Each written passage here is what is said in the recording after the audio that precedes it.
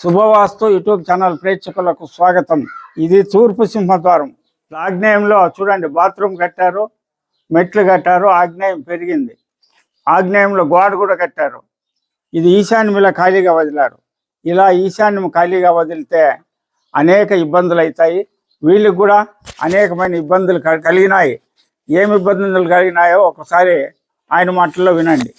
ఈ మిద్దె కట్టినప్పటి నుంచి మాకు ఆరోగ్యరీత్యా బాగలేదు, పంటలు రావట్లేదు సరిగా, అన్ని సమస్యలు ఉన్నాయి. అందుకే స్వామివారిని పిలుచుకున్నాను. ఈరోజు నాకు మా అమ్మకు హార్ట్ ఆపరేషన్ చేశాను. నాకు కరోనా అటువంటి రోగం వచ్చింది. అది ఇంత వాస్తున్న సరిగా లేదని స్వామివారిని పిల్లంపుకున్నాను. కాకపోతే ఇప్పుడు ఆయన చెప్పారు మాకు పరిష్కారం అవి చేసుకుంటే మీకు సుఫలితం కలుగుతుందని చెప్పారు.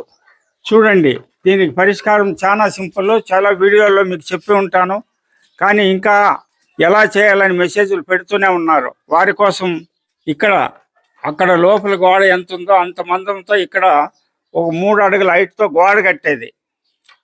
గోడ కట్టలేని వారు గ్రిల్లు పెట్టుకోవచ్చు. ఇక్కడ కూడా ఒక 3 అడుగుల ఎత్తుతో ఇక్కడ ఒక పిట్టగోడ పంచ, అక్కడి నుంచి ఇక్కడికి ఒక పంచ కట్టి ఈ సింహద్వారం ఎదురుగా ఇక్కడ గేటు పెట్టుకుంటే ఈ ఆగ్నేయం పెరిగిండే దోషం పోతుంది. వెంటనే శుభ ఫలితాలు ప్రారంభమవుతాయని తెలియజేస్తున్నాను.